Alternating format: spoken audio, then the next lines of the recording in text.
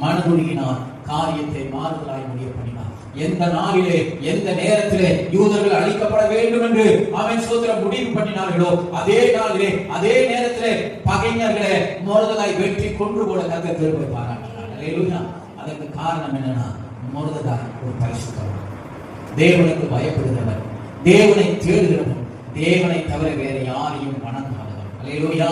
அவன் எவ்வளவு பெரிய கொம்பனா இருந்தாலும் சரி, எவ்வளவு பெரிய மனுஷனா இருந்தாலும் சரி, தன் தேவனுக்கு மட்டும் தலை வணங்குகிற சுபாவம் உள்ள ஒரு மனிதன் மொர்தெகாய். அல்லேலூயா. ஏன் இப்படி சொல்றீங்க? அதெல்லாம் சொல்லுங்க. 3 நாள் அன்னும் பகலும் இந்த காரியத்துக்காக அவன் புசியாமலும் குடியாமலும் உபவாசம் இருக்கும் பொழுது கர்த்தர் அவன் ஜெபத்தை கேட்கிறார் என்று சொன்னார். அவன் மேல் அந்த ஜெபத்துக்கு மனதுருகி பதில் தருகிறார் என்று சொன்னார். நிச்சயம் மொர்தெகாய் ஒரு பரிசுத்தவான். அல்லேலூயா. கர்த்தர் காரியத்தை மாறுதலாய் முடிய பண்ணினார்.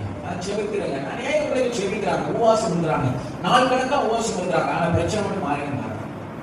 உபவாசம் வந்து எலும்பு தோல் தான் மாறுவாங்க. மிகப்பெரிய ஒரு காரியம். பிரச்சனைக்காக ஜெபிக்கிறது வேற.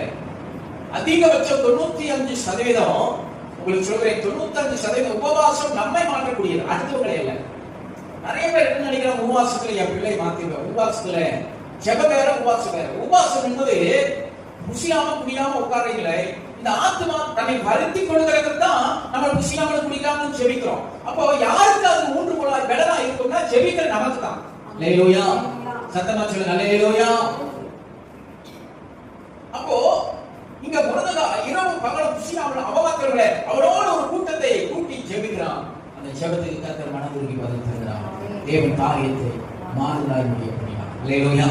முதல்ல உங்களுக்கு சொல்றேன், யார் மேல அவர் ஃபர்ஸ்ட் மனதுருகுவார்னா, நீதி பிள்ளைகளுக்கு, அவருடைய வார்த்தைக்கு கீழ்ப்படுகிற பிள்ளைகளுக்கு, அவருக்கு பிரியமான பிள்ளைகளுக்கு, அவருடைய சத்தியத்திலே நிலைநிற்கிற பிள்ளைகளுக்கு, அவருக்கு பிரியமான பிள்ளைகளுக்கு அவர் மனதுருகுவார். அல்லேலூயா. சத்தமா சொல்லுங்க, அல்லேலூயா.